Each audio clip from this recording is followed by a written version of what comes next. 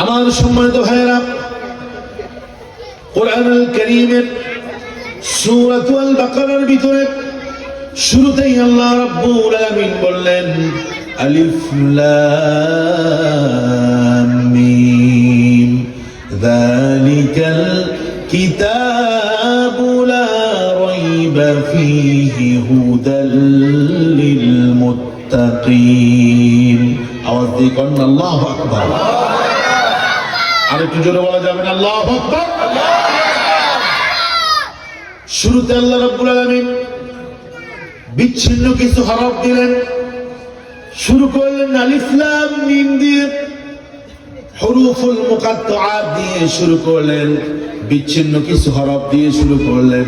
কেন শুরু করলেন? কারণটা হলো আল্লাহ রাসূলের উপর যখন ওহী নাজিল হলো, কোরআন যখন নাজিল হলো, সেই যুগে অনেক বড় বড় কবি সাহিত্যিক, অনেক বড় বড় লেখক, অনেক বড় বড় বুদ্ধিজীবী ছিল। এমন কোন বিষয় ছিল না যেটা তারা না বুঝত, এমন কোন বিষয় ছিল না যেটা ওরা বুঝতো না, সব ওরা বুঝত। বুদ্ধিজীবী বর্তমানেও আমাদের বাংলাদেশে কম না বেশি? আর যদি কম না বেশি? তবে ওদের সাথে ইসলামের কোন সম্পর্ক নাই, ঠিক কিনা? ওরা অ্যান্টি ইসলাম, ওরা অ্যান্টি মুসলিম, ওরা ইসলামের বিপক্ষেই কথা বলে, ঠিক কিনা? আমি বলি, আচ্ছা কত বুদ্ধিটা দিয়েছে কে? বুদ্ধি দিয়েছে আল্লাহ, কিন্তু ওই বুদ্ধিকে তারা ইসলামের বিপক্ষে কাজে লাগায়। আফসোস এদের জন্য, ঠিক কিনা? ঠিক তেমনি ভাবে জাহিলি যুগে বড় বড় অনেক কবি সাহিত্যিক ছিল। ইমরুল কায়েসের মতো জগৎ বিখ্যাত কবি ছিল। ইমরুল কায়েসের মতো এত প্রজ্ঞাবান মেধাবী কবি পৃথিবীতে আর একজন আসবে কিনা সন্দেহ আছে। অনেক বড় মাপের কবি ছিল, সাহিত্যিক ছিল। কবি জুহায়ের অনেক বড় শিক্ষিত ছিল, পণ্ডিত ছিল, বুদ্ধিজীবী ছিল, কিন্তু ইসলামের সাথে কোনো সম্পর্ক তাআল্লুক তাদের ছিল না। এই জন্য আল্লাহ রাসূলের ভাষায় তারা হলো আবু জাহেল। তারা কি? আবু জাহেল। তারা আবুল হাকাম না, যাদের সাথে কোরআনের সাথে ইসলামের সাথে সম্পর্ক নাই। ওরা কখনো জ্ঞানের পিতা হতে পারে না, ওরা হচ্ছে মূর্খের পিতা, ঠিক কিনা? আমাদের দেশে দেখবেন যে শাহরিয়ার কবির এরকম কিছু বুদ্ধিজীবী আছে। জাফর ইকবাল নাম শুনছেন না? অনেক বড় বুদ্ধিজীবী মনে করে। দেখবেন এদের মোষের বাহার বিভিন্ন স্টাইলে ওরা মোষ রাখে। ওরা নিজেদেরকে সুশীল বলে দাবি করে। আমি বলি ওরা সুশীল না, ওরা হচ্ছে বসন্তের কোকিল, ঠিক কিনা? বিগত আমলে এদেরকে শুধু বক বক করতে দেখতাম টেলিভিশনের টক শোগুলোতে। এখন আফাও নাই, বুদ্ধিজীবীরাও নাই, ঠিক কিনা? কথা বলেন ঠিক কিনা? ওদের সাথে ইসলামের কোন রিলেশন নাই, সম্পর্ক নাই। ওরা বুদ্ধি বিক্রি করে, ওরা বুদ্ধি বিক্রি করে খেত, ঠিক কিনা বল? আমার ভাইরা, এই বড় বড় বুদ্ধিজীবী কবি সাহিত্যিকদের সময়ে আল্লাহ তাআলা এই কোরআনটাকে নাজিল করছেন, করে তাদেরকে চ্যালেঞ্জ দিয়েছে যে শুরুতে আল্লাহ তাআলা আলিফ লাম মিম বলেছে, এটার মিনিং কি হবে, অর্থ কি হবে, খুঁজে বের করো। আল্লাহু আকবার কাবীরা। ওই যুগের জগৎ বিখ্যাত কবি সাহিত্যিক, কবি জুহায়ের, কবি বড় বড় যাদের কথা একটু আগে বললাম, এরা চেষ্টা করেছে, কিন্তু কোরআনের এই সমস্ত শব্দগুলোর তাত্ত্বিক কোন বিশ্লেষণ, অর্থ তারা কোন খুঁজে বের করতে পারেনি। আল্লাহু আকবার বলেন। প্লিজ, এখন আওয়াজ আসতেছে, মেহেরবানি করে আওয়াজটা বন্ধ করেন না ভাই, ডিস্টার্ব ফিল করতেছে। আমি এদিকে টোটালি চুপ থাকতে হবে।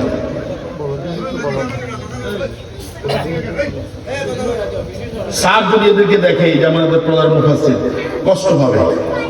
আমার ভাইয়েরা, শুরুতে আল্লাহ তাআলা বলছেন আলিফ লাম মিম। সবাই বলেন তো কয়টা হরফ? তিনটা হরফ। আমি চাচ্ছি যে আপনাদেরকে একটা মেসেজ দিতে, এখন যদি ডিস্টার্ব হয় তাহলে আমি পারবো না। আলিফ লাম মিম কয়টা হরফ? তিনটা হরফ। এই তিনটা হরফ যদি আপনি পড়েন, বিকুল্লি হারফিন হাসানা, প্রত্যেকটা হরফের বিনিময়ে যিনি আপনার আমলনামার মধ্যে নেকি লিখে দিবেন, জোরে বলেন তিনি কে? আল্লাহ নবী বলেছেন আলিফ লাম মিম যদিও এগুলোর সুনির্দিষ্ট কোন অর্থ পৃথিবীর কেউ জানে না, কিন্তু কেউ যদি পড়ে আলিফ লাম মিম, প্রতিটি অক্ষরে 10টি নেকি করে যিনি আমলনামায় লিখে দিবেন তিনি কে? তাহলে 3টি হরফ পড়লে সওয়াব পাইছেন কত? 30। আমার ভাইরা, আল্লামা নাসিরউদ্দিন বাইজাবি রাহিমাহুল্লাহ তাফসীরে বাইজাবির মধ্যে লিখেছেন, এই যে আলিফ লাম মিম, এটা হচ্ছে ওই সময়ের কাফের, মুশরিক, বুদ্ধিজীবী, চেতনাজীবী যারা ছিল, এদের জন্য এটা ছিল হাদা তাহাদ্দি ইলান নাস। ওই সময়ের বুদ্ধিজীবীদের প্রতি এটা ছিল আল্লাহর একটা চ্যালেঞ্জ, তোমরা তো অনেক কিছু জানো, অনেক কিছু করো, আচ্ছা বলো তো দেখি আলিফ লাম মিম এর অর্থ কি? ওরা সারাটা জীবন চেষ্টা করবে, আলিফ লাম মিমের আসল অর্থ ওরা বের করতে পারবে না, ঠিক কি না? আমি কোরআনের প্রত্যেকটা কথাকে বর্তমান সময়ের সাথে মিলিয়ে দেওয়ার চেষ্টা করব। ওই যুগে যেরকম বুদ্ধিজীবী ছিল, চেতনাজীবী ছিল, এই যুগও আছে যারা এখন আমাদেরকে বলে যে আমরা নাকি ধর্ম ব্যবসায়ী। নাউযুবিল্লাহ কোন আমরা যারা ধর্মের কথা বলি, ধর্মীয় বিষয়গুলো মানুষকে বলার চেষ্টা করি, মানুষকে দ্বীনের পথে, ইসলামের পথে কনভার্ট করার চেষ্টা করি, আমাদেরকে উল্টো অপবাদ দেওয়া হয় আমরা নাকি ধর্ম ব্যবসায়ী। নাউযুবিল্লাহ বলবেন না? ওই সময় আমার নবীজিকে কিন্তু তারা বিভিন্ন অপবাদ দিত। ওই বুদ্ধিজীবীরা, ওই বুদ্ধিজীবীর উত্তরসূরিরা এখনো পৃথিবীতে আছে, ঠিক কিনা? কিন্তু আপনি যদি বলেন যে সূরা ফাতিহা একটু শুদ্ধ করে বলো, দেখবেন যে ওদের ওযু চলে যাবে, ঠিক কিনা? আমরা দেখেছি বিগত 16টি বছর কাদেরকে এমপি বানানো হয়েছে, মন্ত্রী বানানো হয়েছে। আমি নাম বলবো না, একজন খেলোয়াড়কে নমিনেশন দেওয়া হয়েছে এমপির জন্য, উনি মাইকের সামনে এসে সালাম পর্যন্ত দিতে পারে নাই। দেখছেন আপনি? কথা কোন দিতে পারছে? বিসমিল্লাহির রহিম, বিসমিল্লাহকেও তিনি সুন্দর করে বলতে পারেন নাই। এখান থেকে বুঝে যায় তুমি যত বড় খেলোয়াড় হও, যত বড় ফেমাস পারসন হও, তুমি অনেক পপুলার, অনেক পপুলারিটি তোমার আছে, কিন্তু ইসলামের সাথে সম্পর্ক না থাকলে পারে তোমার দাম বিন্দু মাত্র নাই, ঠিক কিনা? আলিফ লাম মিম, এটা বলে আল্লাহ তাআলা হাদা তাহাদ্দি ইলান নাস। আল্লামা নাসিরউদ্দিন বাইজাবি বলেন, এটা ছিল ওই যুগের, ওই সময়ের বুদ্ধিজীবী যারা ইসলাম বিদ্বেষী ছিল তাদের জন্য চ্যালেঞ্জ। এই চ্যালেঞ্জের মোকাবেলা ওরা করতে পারে নাই। পৃথিবীর কোন শিক্ষিত, যত এলিট পার্সেন্ট বলেন, শিক্ষিত পার্সেন্ট বলেন, কেউ এটা বের করতে পারবে না। এটার আসল অর্থ যিনি জানেন তিনি কে? আল্লাহ। মুফাসসিরিনে কেরাম বলেছেন, হাদা সিররুন বাইনাল্লাহি ওয়া বাইনা রাসূলিহি, আলিফ লাম মিম, আলিফ লাম রা, এই বিচ্ছিন্ন হরফ যেগুলো আছে এগুলোর আসল অর্থ আল্লাহ এবং রাসূলের মধ্যে সীমাবদ্ধ, গোপন আছে। পৃথিবীর কোন মানুষ এটার রহস্য উদ্ঘাটন করতে পারবে না, ঠিক কি না? সুতরাং আমরাও এটা নিয়ে বেশি বিশ্লেষণ করব না, সামনে চলে। এরপর আল্লাহ রাব্বুল আলামিন বললেন, যালিকাল কিতাবু লা রাইবা ফীহ। এটা হলো এমন একটা কিতাব, এটা হলো এমন একটা কিতাব লা রাইবা ফীহ, এটার মধ্যে কোনো সন্দেহ নাই, সন্দেহের কোনো অবকাশ নাই। তার মানে আরেকটা চ্যালেঞ্জ তাদেরকে দিয়েছেন, তোমরা যদি পারো এই কোরআনের মধ্যে ভুল যদি ধরতে পারো তোমরা বের করো। আজ থেকে 1450 বছর আগে এই কোরআনটা আল্লাহ তাআলা জমিনে নাজিল করলেন। 23 বছর ধরে কোরআনটা নবীর উপরে নাজিল হয়েছে। আজ পর্যন্ত অথেন্টিক ভাবে কেউ কোরআনের কোনো ভুল খুঁজে পায় নাই, কারণ এই কোরআন নির্ভুল। যিনি চ্যালেঞ্জ দিয়ে বলেছেন তিনি কে? আর যদি বলতে হবে তিনি কে? যালিকাল কিতাবু লা রাইবা ফীহ, এটা এমন একটা কিতাব যে কিতাবের মধ্যে কোনো সন্দেহ নাই, সন্দেহের কোনো অবকাশ নাই। হুদাল লিল মুত্তাকিন, এই কিতাবটা হলো মুত্তাকিদের জন্য গাইডলাইন, মুত্তাকিদের জন্য পথ প্রদর্শক। কে বলছে? আল্লাহ। আর যদি বলেন কে বলেছে? এবার আসেন আল্লাহ যে বলছে যালিকাল কিতাবু লা রাইবা ফীহি, এটা এমন একটা কিতাব যেই কিতাবের মধ্যে কোনো ভুল নাই। মুফাসসিরিনে কেরাম বলেছেন এই কিতাবের ভিতরে আল্লাহ রাব্বুল আলামিন যতগুলো তথ্য দিয়েছেন ওই তথ্যের ভিতরে কোনো ভুল নাই। আল্লাহু আকবার। এই কোরআন বলছে লা শামসু ইয়ানবাগি লাহা আন তুদরিকাল কমার ওয়ালা লাইলু সাবিকুন নাহার ওয়া কুল্লুন ফী ফালাকিন ইয়াসবাহুন। আল্লাহু আকবার। দেখেন বিজ্ঞানীরা তারা গবেষণা করলো, গবেষণা করে তারা প্রথমে বের করছে যে চাঁদ, সূর্য এগুলো নিয়ে তারা গবেষণা করছে, ব্ল্যাক হোল নিয়ে তারা গবেষণা করছে, সৌরজগৎ নিয়ে গবেষণা করছে। প্রথমে ওদের গবেষণা ছিল যে পৃথিবী ঘুরে না, পৃথিবী স্থির থাকে। আবার পরে তারা বললো যে না, পৃথিবী ঘুরে। কথা পায় না। আমি বলি আসলে ওদের মাথা ঘুরে, ঠিক কিনা কর? একবার ওরা বলে যে সূর্য এটা ঘুরে না, আবার বলে ঘুরে। এভাবে বিভিন্ন রকম ভুল তথ্য তারা দিয়েছিল। আমি বলি এই কোরআনের সাথে বিজ্ঞানের সাথে যদি কোনো কন্ট্রাডিক্টেড হয়, বুঝতে হবে বিজ্ঞান মিথ্যা, আল্লাহর কোরআন সত্য। আল্লাহু আকবার বলেন।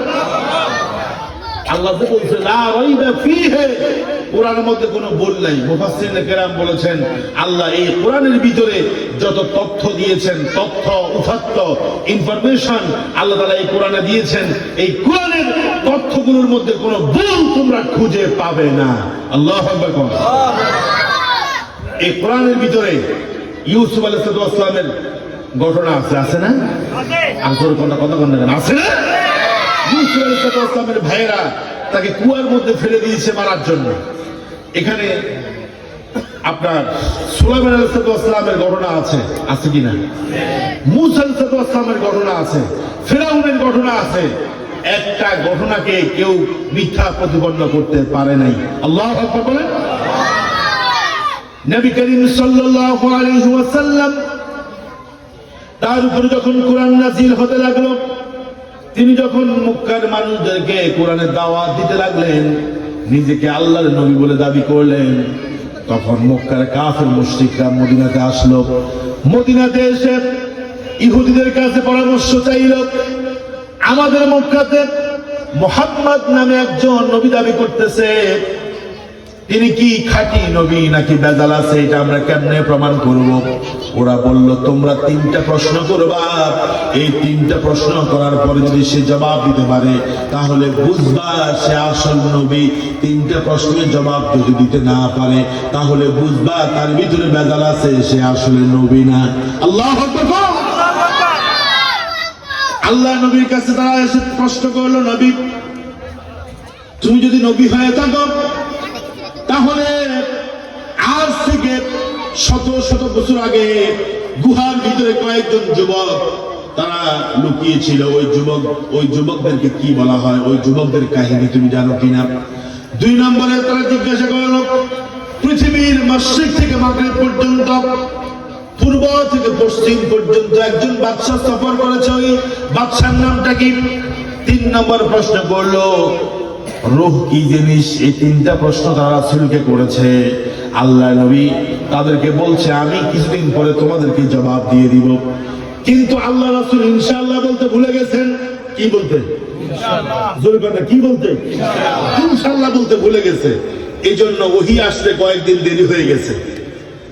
এবার তারা নবীদের কাছে আসলো, এসে বলল মুহাম্মদ তোমাকে যে 3টা প্রশ্ন করেছিলাম ওই 3টা প্রশ্নের জবাব আমাদেরকে দাও।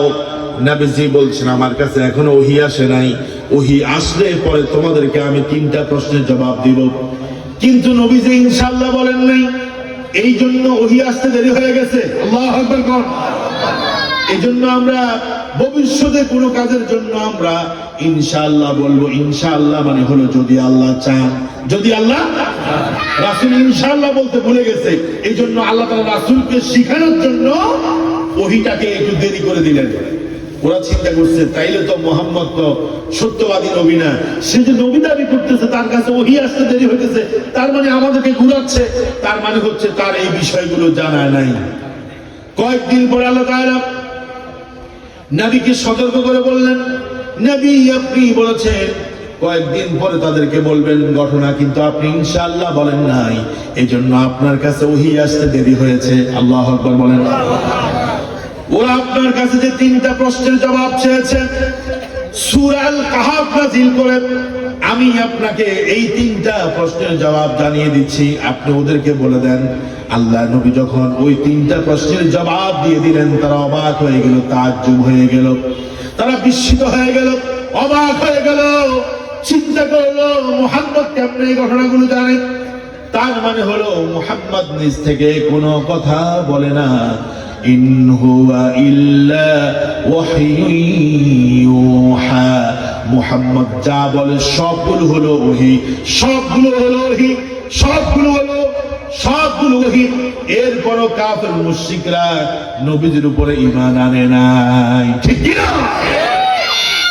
এই যুগে বহু মানুষকে দেখবেন কোরআন সত্য এটা জানে, ইসলাম সত্য এটা জানে, আল্লাহর দ্বীন সত্য এটা জানে, কোরআন ছাড়া কোনো উপায় নাই, দ্বীন ছাড়া কোনো উপায় নাই, আল্লাহ নবীর আদর্শের বাহিরে গেলে জাহান্নামে যেতে হবে, সবকিছু জানে, সবকিছু বুঝে, এরপরও ইসলামের মধ্যে পরিপূর্ণ প্রবেশ করতে পারে না, ঠিক কি না?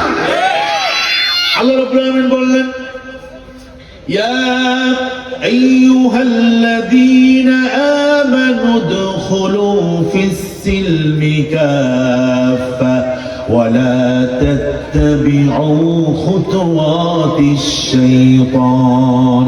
জোরে বলেন আল্লাহু আকবার। আপনাদের মুখে জোরে একটু আমি তাকবীর শুনতে চাই, উঁচু আওয়াজে আকাশ বাতাস মুখরিত করে যদি গায়ের সব শক্তি দিয়ে একবার তাকবীর দিতে পারতেন, আমার কলিজা ঠান্ডা হতো। একবার দেন তো দেখি, লিল্লাহে তাকবীর। আওয়াজ হয় না, লিল্লাহে তাকবীর, লিল্লাহে তাকবীর। দেখেন আমাদেরকে যারা ধর্ম ব্যবসায়ী বলে, আমি বলি আমরা ধর্ম ব্যবসায়ী না, বরং তোমরাই ধর্ম ব্যবসায়ী, ঠিক কিনা?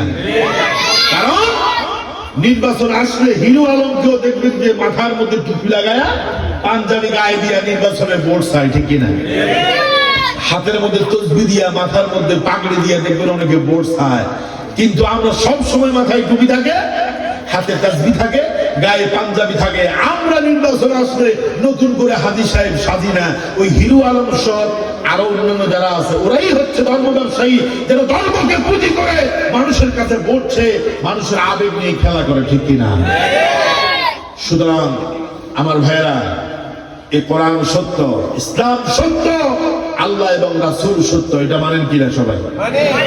তাহলে কোরআন যদি সত্য হয়, আমরা কোরআন থেকে কেন পিছিয়ে আছি, কোরআন কেন মানতে চাই না? কারণ আমাদের ঈমানের ভিতরে সমস্যা আছে। এজন্য আল্লাহ তাআলা বলছেন, ইয়া আইয়ুহাল্লাযীনা আমানু, হে ঈমানদারেরা, উদখুলু ফিস-সিলমি কাফা, তোমরা পরিপূর্ণভাবে ইসলামে ঢুকো। তোমরা মুমিন দাবি করো, কিন্তু এখনো তোমরা মুসলমান হতে পারো নাই, কমপ্লিটলি আমার কাছে তোমরা সারেন্ডার করতে পারো নাই, ঠিক কি না? আমার ভাইয়েরা, বলতেছিলাম এই কোরআনের ভিতরে যত তথ্য আছে, যত ঘটনা আছে, সবগুলো ঘটনা সত্য। কোন ঘটনাকে আপনি, কোন কিসসাকে আপনি মিথ্যা বলতে পারবেন না। এই জন্য আল্লাহ তাআলা বলছেন, যালিকাল কিতাবু লা রাইবা ফি। জোরে আওয়াজ দিয়ে বলেন আল্লাহু আকবার। এই কোরআনের ভিতরে কিয়ামতের কথা বলা আছে। কিয়ামত হবে কিনা? ইন্নাল্লাহ, দুই একজনে বলছে কিয়ামত হবে কিনা? আরো যদি বলেন কিয়ামত হবে কিনা? ওয়া ইন্নাস সাআতা লাআতিয়া, কিয়ামত অবশ্যই আসবে। বিজ্ঞানরা গবেষণা করে কিয়ামতের কিছু আলামত এখন থেকে পাচ্ছে। আল্লাহ নবী আজ থেকে 1450 বছর আগে কিয়ামতের যে ছোট ছোট আলামত গুলো বলেছেন, সবগুলো আলামত প্রমাণিত হয়ে গেছে। বড় বড় আলামত যেগুলো আছে সেগুলো আস্তে আস্তে প্রকাশ পাচ্ছে। তাহলে আল্লাহ তো বলছেন কোরআন কোনো ভুল নাই, কোরআনে কোনো ভুল নাই, সন্দেহ নাই। কোরআনে আল্লাহ তাআলা যা বলেছেন সব সত্য, কোরআনের মধ্যে অসত্য কোনো তথ্য আল্লাহ দেন নাই, ঠিক কিনা বলেন? এই কোরআনের মধ্যে আখিরাতের কথা আছে কিনা? সবাই বলতে হবে, আখিরাতের কথা আছে কিনা? কেমনে বিচার করতে হবে, বিচার ফয়সালা কেমনে করতে হবে, কোরআনের মধ্যে আছে কিনা? আর জোরে কয় না আছে কিনা? জাহান্নামের আযাব, পরকালের শাস্তি, জান্নাত জাহান্নাম সব কিছু কোরআনে আছে, কোনো কিছুকে মিথ্যা প্রতিপন্ন করার সুযোগ নাই। এই জন্য আল্লাহ তাআলা বলছেন, বান্দা আমি তোমাদের জন্য যে কিতাবটা নাজিল করেছি এই কিতাবের মধ্যে কোনো সন্দেহ নাই, ভুল নাই, যা বলেছি 100% সত্য বলেছি। আল্লাহু আকবার। আল্লাহ রাব্বুল আলামিন বললেন, এই কোরআনটা কিসের কিতাব তোমরা কি জানো নাকি? আল্লাহ রাব্বুল আলামিন বললেন, হুদাল্লিল মুত্তাকিন, এই কোরআনটা হলো মুত্তাকিদের জন্য পথ প্রদর্শক। আল্লাহু আকবার। আচ্ছা, কোরআন কি শুধু মুত্তাকিদেরকে সরল সঠিক পথ দেখায়, নাকি অমুসলিম যারা আছে তাদেরকে কোরআন হেদায়েত দেয় না? আপনারা ওমর রাদিয়াল্লাহু তাআলা আনহুর নাম শুনছেন, বাড়ি কি আপনাদের বাড়িয়ারহাট? না। আল্লাহু আকবার। এই ওমর রাদিয়াল্লাহু তাআলা আনহু তিনি ছিলেন মুসলমানদের ঘোর শত্রু। দারুন নাদওয়াতে ঘোষণা হয়েছে, মুহাম্মাদের কল্লা যদি আনতে পারো 100 লাল উট দেওয়া হবে।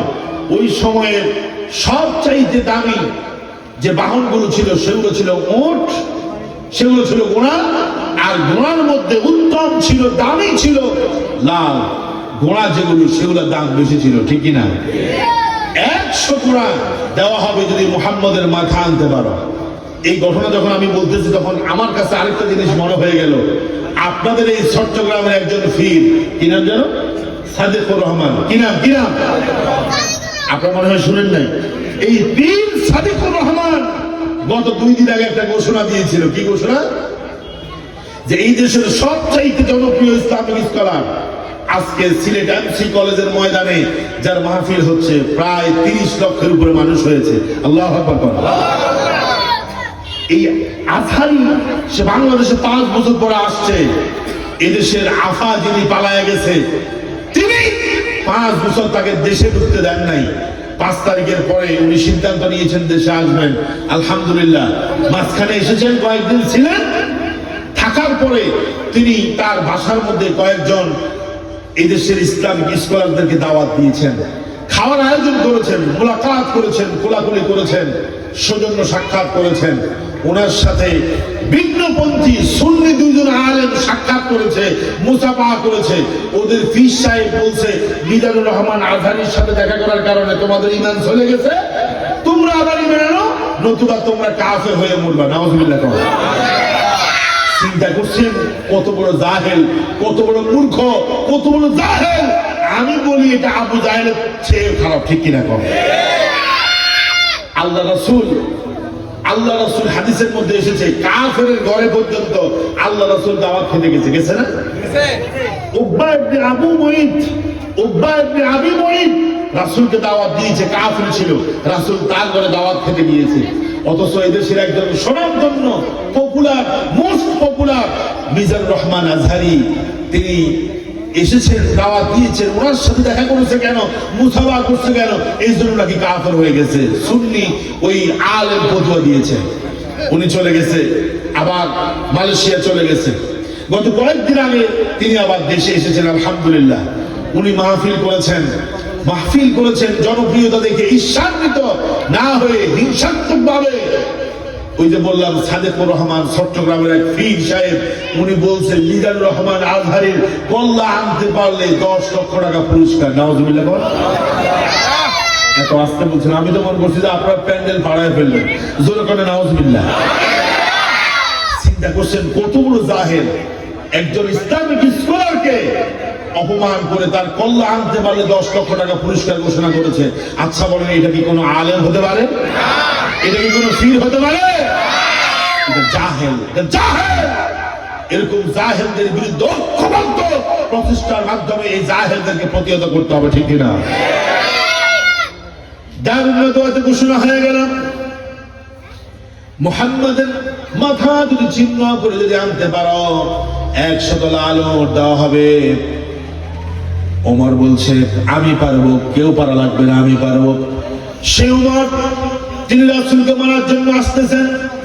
প্রতিমধ্যে একজন সাহাবীর সাথে দেখা হয়ে গেল। ওই সাহাবীর নাম হচ্ছে আবু নাঈম। তিনি বলছে, আইনা তাযহাব, কই যাও তুমি? ওমর বলছে মুহাম্মদের মাথাটাকে আনতে যাচ্ছি।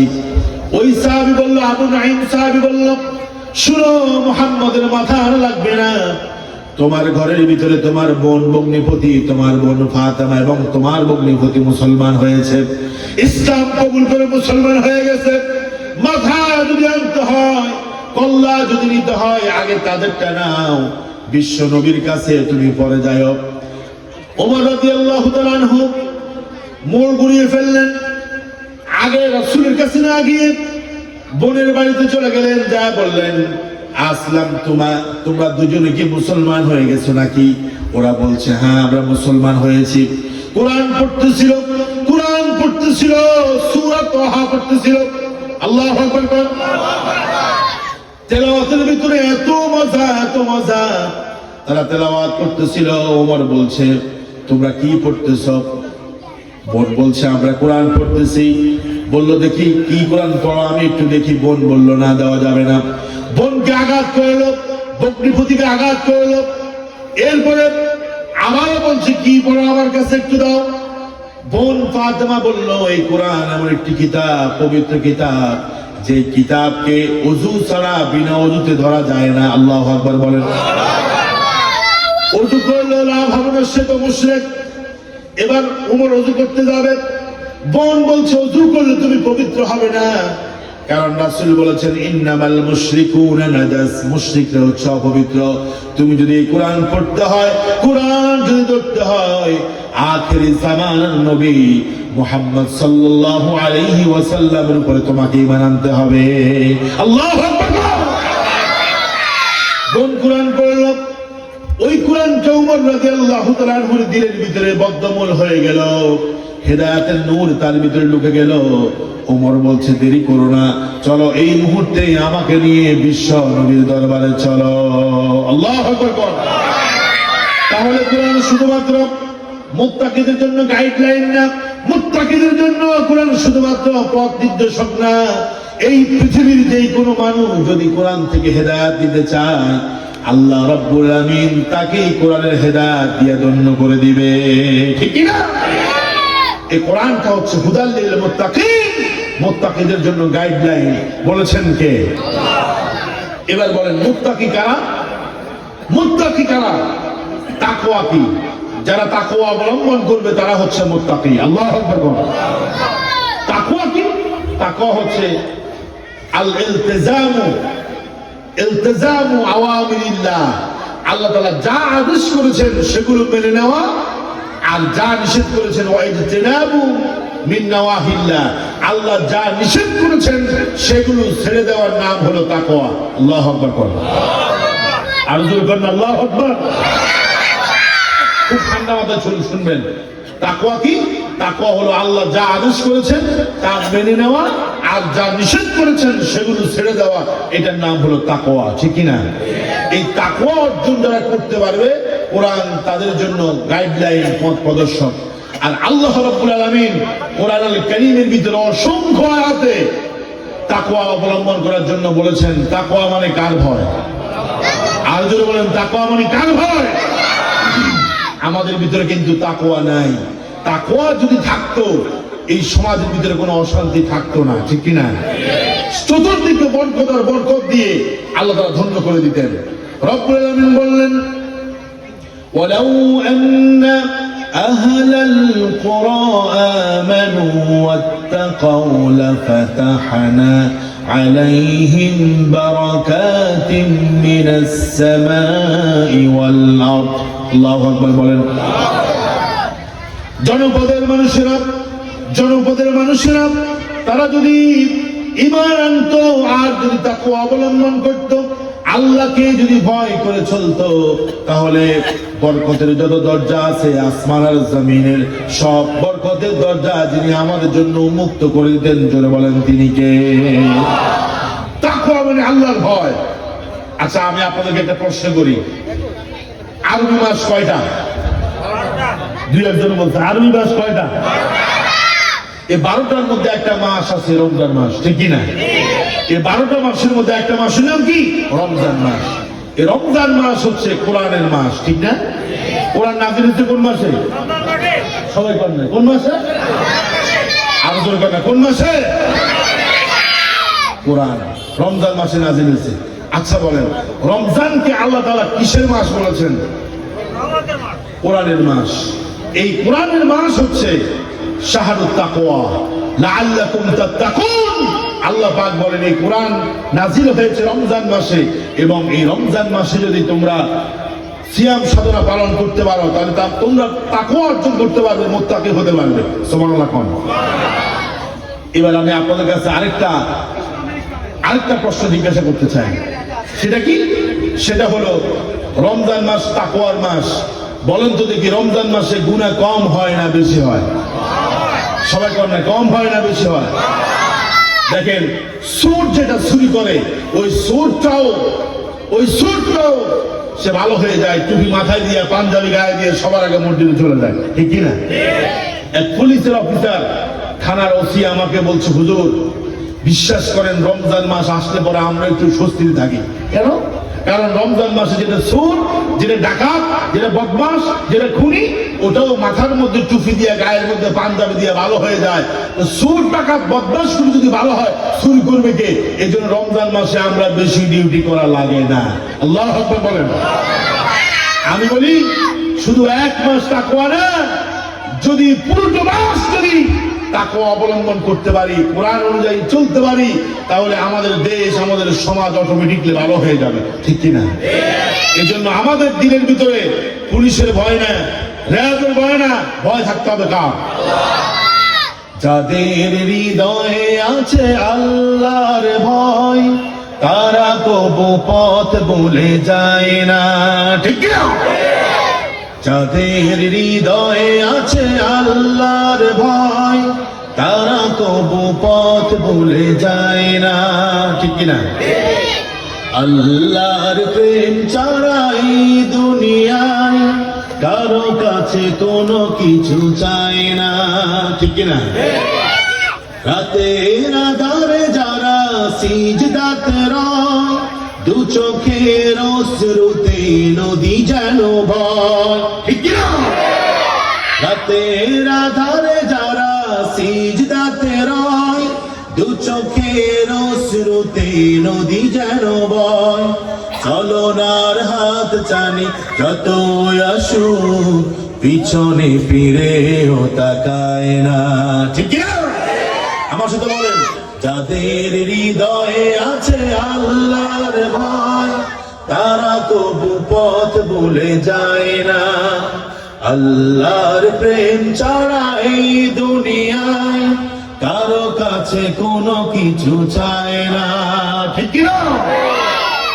দিন কায়েমের পথে যারা বিচল, তারা হলো আল্লাহর প্রিয়জন। পারেন না আপনারা? দিন কায়েমের পথে যারা বিচল, তারা হলো আল্লাহর প্রিয়জন। বাতিলের কাছে যারা হার মানে না, সংগ্রাম করে যায় আমরণ। হেরানোতে যার হৃদয় রঙিন, হাতে আল কোরআনের দীপ্ত সঙ্গীন, ঠিক কিনা? এরপরে কি? সত্যের পথে যারা নিবেদিত প্রাণ, মিথ্যাকে কবু ভয় পায় না, মিথ্যাকে কবু ভয় পায় না। বলেন আমিন। এই জন্য আমরা ভয় করবো কাকে? আর যদি বলেন ভয় করবেন কাকে? আমাদের বুকে আছে আল্লাহর ভয়, আমাদের বুকে আছে আল্লাহর ভয়। এরপরে কি? রাসূলের ভালোবাসা তাগুতের নয়, ঠিক না? আমাদের বুকে আছে আল্লাহর ভয়, রাসূলের ভালোবাসা তাগুতের নয়। বলুন আমিন। ইমানদার আল্লাহ ছাড়া পৃথিবীর কাউকে ভয় করে না, ঠিক না? এই জন্য ভয় করবেন কাকে? কোরআন যদি আঁকড়ে ধরতে পারেন, কোরআন যদি আঁকড়ে ধরতে পারেন, আর আল্লাহকে যদি ভয় করতে পারেন, আল্লাহর কসম কোন চাপে আমাদেরকে হারাতে পারবে না, ঠিক কিনা? আমার কথার সাথে কি আপনারা একমত? কারা কারা একমত? দোয়া দেখতে চাই।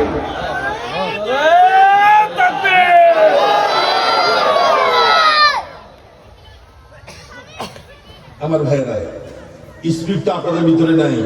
আলহামদুলিল্লাহ, যে জনগণ এখানে আছে, পাবলিক আছে, আল্লাহ শুকরিয়া, ঠিক না? এই যে তাকবীর দিয়েছেন, কার নামে দিয়েছেন? আর জোর করে কার নামে? 16টি বছর তো আমরা রাজপথে তাকবীর দিতে পারি নাই, ঠিক না? সেই তাকবীর গুলো এখন আমরা কাজা কাপড়া সহ আদায় করতে হবে। আর মাহফিলে আসলে যদি তাকবীর দিতে না পারেন, তাহলে তো বোঝা যাবে যে আপনাদের ভিতরে ইমানের স্পিড নাই। এই বাচ্চাগুলোকে এখান থেকে উঠাতে হবে, নাহলে আমার আলোচনা আমি ঠিক মতো করতে পারতেছি না। এদেরকে এখান থেকে উঠায় না, এই ফোর্স এখান থেকে উঠায় না, এদেরকে টোটালি পিছনে দিয়ে দেন। আমার ভাইয়েরা, এবার বলেন, সবাই আমার দিকে খেয়াল করেন। মুত্তাকিদের জন্য একটা গাইডলাইন আছে পৃথিবীতে, সবাই একই আওয়াজে একই সুরে বলেন, সেই গাইডলাইনের নাম কি? সবাই কম নাই, সেই গাইডলাইনের নাম কি? হ্যাঁ, উঠায় দেন, দেখে উঠায় দেন। আমার ভাইয়েরা, এবার আমার দিকে তাকান। এই কোরআন, এটা হচ্ছে মুত্তাকিদের জন্য গাইডলাইন। আল্লাহু আকবার বলেন। আচ্ছা কোন তো পৃথিবীতে কোরআন ছাড়া মুত্তাকিদের জন্য কি কোনো গাইডলাইন আছে? যদি থাকে আমাকে দেন, আমি আপনাদেরকে ওই গাইডলাইন অনুযায়ী চলতে বলবো। পৃথিবীতে মুত্তাকিদের জন্য অনলি ওয়ান, একমাত্র গাইড হচ্ছে কোরআন। কোরআন ছাড়া মুত্তাকিদের কোনো কি নাই, গাইডলাইন। কোরআনের বাহিরে যাওয়ার কোনো সুযোগ। এই জন্য আমরা বলি, এই কোরআনটাকে রাষ্ট্রীয়ভাবে যদি নেওয়া যায়, এই কোরআনের আইন যদি কায়েম করা যায়, এই দেশের মধ্যে যদি শান্তি রহমত দিয়ে ভরপুর করে দেবে, তিনি কে? আল্লাহ। এসো কোরআনের ছায়া তলে সমবেত হই, এসো কোরআনের ছায়া তলে সমবেত হই, এসো আল্লাহ রাসূলের অনুগত হই, এসো কোরআনের ছায়া তলে সমবেত হই। হবেন তো ইনশাআল্লাহ? সবাই বলেন, হবেন তো ইনশাআল্লাহ? আল্লাহ তাআলা বলছেন হুদাল্লিল মুত্তাকিন, এই কোরআনটা হচ্ছে মুত্তাকিদের জন্য গাইডলাইন। এবার আসেন, মুত্তাকিদের জন্য গাইডলাইন, মুত্তাকি কারা, এটা আমরা আলোচনা করতেছিলাম। মুত্তাকি হচ্ছে যারা আল্লাহকে ভয় করবে, আল্লাহর আদেশ মানবে, নিষেধগুলোকে বর্জন করবে, ঠিক কিনা বলেন? এবার গুরুত্বপূর্ণ পয়েন্টগুলো বলতেছি। দেখেন, মুত্তাকি বলতে আমরা বুঝি আমাদের দেশে এমন মানুষকে যারা কোনো অন্যায় অপরাধ করে না, যেটাকে আপনারা বলেন দরবেশ, ঠিক কিনা? দরবেশ বুঝেন না আপনারা? দরবেশ মানে কি? কোনো অন্যায় অপরাধ নাই, কিচ্ছু নাই, শুধু আল্লাহ এবং রাসূলকে নিয়ে আছে, পরকাল নিয়ে আছে, দুনিয়ার কোনো খবর তার ভিতরে নাই। এই লোকদেরকে আমরা বলি দরবেশ, ঠিক কিনা? ইসলাম কিন্তু এটা বলে না। নবী করিম সাল্লাল্লাহু আলাইহি সাল্লামের সবচাইতে প্রিয় স্ত্রী আয়েশা রাদিয়াল্লাহু তাআলা আনহার কাছে কয়েকজন সাহাবী আসছেন, এসে বলছে, ইয়া উম্মুল মুমিনিন আয়েশা, হে উম্মুল মুমিনিন আয়েশা, আমরা নবী করিম সাল্লাল্লাহু আলাইহি সাল্লামের আমল সম্পর্কে জানতে চাই।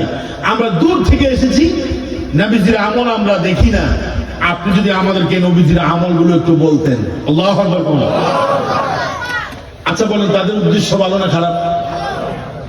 আজিব কথা কন না কেন? ভালো না খারাপ? তারা রাসূলের আমল সম্পর্কে জানতে এসেছে কার কাছে? রাসূলের সবচাইতে প্রিয়তমা স্ত্রী আয়েশা রাদিয়াল্লাহু তাআলা আনহার কাছে। এবার আয়েশা বলছেন, নবী করিম সাল্লাল্লাহু আলাইহি সাল্লাম দিনের বেলা এই আমল করেন, রাতের বেলা এই আমল করেন, এই সময় এই আমল করেন, বিভিন্ন আমলের কথা আয়েশা রাদিয়াল্লাহু তাআলা আনহা ওই আগন্তুক সাহাবায়ে কেরামদেরকে বললেন।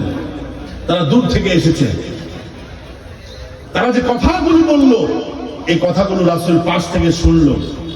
তারা একজন বলল যে, আমি রাসূলের আমলগুলো যদি এত বিশাল হয়, এত ভালো ভালো আমল রাসূল করে, ইন্নাল্লাহা ক্বাদ গাফারা যাববাহু মা তাকাদ্দামা ওয়া মা তাআখার, রাসূলের আগে পরে কোনো গুনাহ নেই, রাসূল মাসুম হওয়ার পরেও এত আমল করে, তাহলে আমি শপথ নিচ্ছি, আনা ফাউসাল্লিল লাইলা আবাদা, পুরো রাত আমি নামাজ পড়বো, রাতে আমি ঘুমাবো না।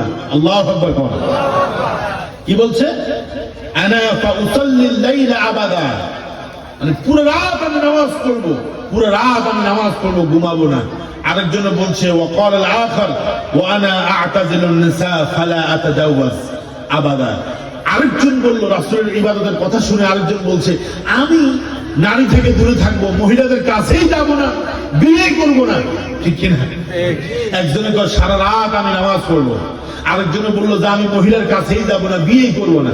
আরেকজন বলল যে আমি সারাদিন রোজা রাখবো, সারা বছর রোজা রাখবো, রোজা ভাঙবো না। নবী করিম সাল্লাল্লাহু আলাইহি সাল্লাম ওই আগন্তুক সাহাবীদের কথাগুলো শুনলেন। শোনার পরে রাসূল সাল্লাল্লাহু আলাইহি সাল্লাম বলছে, আমার সাবধান, হে আমার সাহাবীরা, তোমরা যা বলছো আমি শুনছি, শুনো শুনো, তোমরা আমার চাইতে আল্লাহকে বেশি ভয় করো না, তোমরা আমার চাইতে বেশি বুজুর্গ হও নাই। রাসূল বলছে, আমা ওয়াল্লাহি ইন্নী লাআখশাকুল্লাহ, তোমাদের চাইতে আমি আল্লাহর বেশি ভয় করি। আল্লাহু আকবার।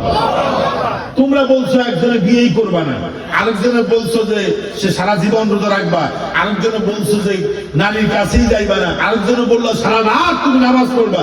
শুনো, আমি নবী, আমি বিয়ে করছি। রাসূলের বউ কয়জন ছিল? বিবি কয়জন ছিল? 11 জন। রাসূল বলে, আমি বিয়ে করছি, আমার বিবিরা আছে, আমিও নামাজ পড়ি, আমিও রোজা রাখি, তবে একাধারে আমি রোজা রাখি না, রোজা রাখি, নফল রোজা আবার ভাঙি। পুরো রাত আমি নামাজ পড়ি না, বরং কিছুক্ষণ নামাজ পড়ি, আবার কিছুক্ষণ আমি ঘুমাই। আল্লাহ নিজেই বলেছেন, হে রাসূল, নিসফাহু কালিলা আও ইনকুস মিনহু কালিলা, আপনি রাতের কিছু অংশ ধরে নামাজ পড়বেন, পুরো রাত জেগে জেগে নামাজ পড়ার জন্য আল্লাহ বলে নাই, বলছে। শিখেন, অনেক সুন্দর সুন্দর কথা আছে। দেখেন ওই সাহাবীরা কি বললো, তারা সিদ্ধান্ত নিল তারা এমন ভাবে ইবাদত করবে, সব ছেড়ে দিবে। রাসূল বলে, না, লা রাহবানিয়াতা ফিল ইসলাম, ইসলামে কোনো বৈরাগ্যতা নাই। তুমি বিয়ে শাদী ছেড়ে দিয়ে তুমি বনবাসে চলে যাইবা, এটা ইসলাম পছন্দ করে না। তুমি সারা বছর রোজা রাখবা, এটা ইসলাম তোমাকে বলে না। তুমি সারা রাত জেগে জেগে নামাজ পড়বা, এটা ইসলাম বলে না। আমা আল্লাহি ইন্নী লাআখশাকুম, তোমাদের চাইতে আমি আল্লাহকে ভয় করি। সুতরাং আল্লাহকে ভয় করা মানে হলো মুত্তাকি হওয়া, মানে সবকিছু ছেড়ে দিয়ে আল্লাহকে ধরা, এটা না। আল্লাহু আকবার। দেখেন হিন্দু ধর্মের মধ্যে দেখবেন যে কিছু কিছু মানুষ আছে, এদেরকে আমরা বলি ঋষি। কি বলে? সাহিত্যের ভাষায় এদেরকে বলা হয় ঋষি। আপনি দেখবেন, খোঁজ খবর নিয়ে দেখবেন, হিন্দুদের মধ্যে ঋষি যারা, আমরা আমাদের মধ্যে তাদেরকে মুত্তাকি বলি, তাকওয়াবান বলি, খোদাবিরু বলি, আল্লাহওয়ালা বলি, দরবেশ বলি। হিন্দুদের ভাষায় ওদেরকে বলা হয় ঋষি। কি বলে? আর জোর করে না, কি বলে? দেখবেন হিন্দুদের মধ্যে একটা গ্রুপ আছে ঋষি। ওরা কি করে? ওরা হচ্ছে নিরামিষ, ওরা কোনো আমিষ জাতীয় খাবার খায় না, মাছ মাংস কিছুই খায় না। ওরা বলে যে যদি আমরা মাছ মাংস খাই তাহলে আমরা দুনিয়াদার হয়ে যাব, দুনিয়ার সাথে আমাদের সম্পর্ক হয়ে যাবে। এই জন্য তারা মাছ মাংস কিচ্ছু খায় না, শুধুমাত্র নিরামিষ খায়। ঠিক কিনা? যদি কথা বিশ্বাস না হয় আগামীকাল খোঁজ খবর নিয়ে দেখবেন, হিন্দুদের মধ্যে একটা সন্ন্যাসী, একটা মানে বুজুর্গি বাপ দেখবেন, কিছু কিছু বুজুর্গি বাপ আছে, ওরা নিরামিষ আমিষ জাতীয় কোনো খাবার ওরা খায় না। এরপরে আসেন বৌদ্ধ দেখছেন আপনারা? কথা বলে না, বৌদ্ধ দেখছেন আপনারা? বৌদ্ধদের মধ্যে একটা গ্রুপ আছে দরবেশ, ওরা বুজুর্গ সাজে, ওদেরকে বলা হয় ভিক্ষু। কি বলা হয়? ভিক্ষুক না, ভিক্ষু। এই ভিক্ষুদের কাজ হলো, এরা দেখবেন যে দুইটা কাপড় পরে, কমলা কালারের দুইটা কাপড় এরা পরে, একটা হচ্ছে নিচে, একটা হচ্ছে উপরে। এই ভিক্ষু যারা বৌদ্ধদের মধ্যে, ওরা বিয়ে শাদী করে না। ওরা বলে বিয়ে শাদী করলে ঝামেলা আছে, নারীর কাছে যাওয়া যাবে না। ওরা নারীকে পছন্দই করে না। ঠিক কিনা কন? আবার খ্রিস্টানদের মধ্যে কিছু কিছু পুরুষ আছে, এদেরকে বলা হয় ফাদার। আর মহিলাদের মধ্যে যারা আছে এদেরকে বলা হয় নান এবং ফাদার। এরা পুরুষরা যারা ফাদাররা কখনো বিয়ে করে না। আর মহিলাদের মধ্যে যারা নান সাধক, এরা বিয়ে বসে না। এরা মনে করে যে বিয়ে বসলে তো দুনিয়ার সাথে আমরা মিশে যাব। আর পুরুষ যারা ফাদার, এরাও বিয়ে করে না। ওরা বলে যে বিয়ে করলে আমরা দুনিয়াদার হয়ে যাব। তাহলে দেখেন, আমরা যাদেরকে মুত্তাকি বলি, সাধক বলি, অথবা দরবেশ বলি, সুফি বলি, অন্যান্য ধর্মের মধ্যে কিছু মানুষ আছে, এরাও নিজেদেরকে সুফি দরবেশ সাজাতে চায়। আচ্ছা বলেন, যাদের সাথে কোরআনের কোনো সম্পর্ক নাই, এরা যদি নিজেদেরকে সুফি সাধক বানাতে চায়, তাহলে কি কখনো সুফি সাধক হতে পারবে? পারবে না। মূল কানেকশন থাকতে হবে কোরআনের সাথে। কোরআনের সাথে যাদের সম্পর্ক নেই, এদের সাথে আল্লাহর কোনো সম্পর্ক আর যদি বলেন সম্পর্ক আছে, সম্পর্ক নাই। এজন্য আমি বলি, আপনি যদি মুত্তাকি হতে চান, বুজুর্গ হতে চান, দরবেশ হতে চান, তাইলে সম্পর্ক হতে হবে কোরআনের সাথে, ঠিক কিনা? 5ই আগস্টের পরে আমাদের দেশের একজন দরবেশ ধরা খাইছে, নাম কি বলেন? আচ্ছা নামটা বলেন না, গোপন থাকুক, বেচারা এমনিতে মুসিবত আছে, ঠিক কিনা? এই দরবেশ বাবা কি সুন্দর জানি, আমি মাঝে মধ্যে বলতাম মনে হয় যেন জান্নাত থেকে পালিয়ে আসছে। কোথা থেকে? মনে হয় জান্নাত থেকে পালিয়ে আসছে। কি সুন্দর দাঁড়িয়ে রে ভাই, ঠিক কিনা?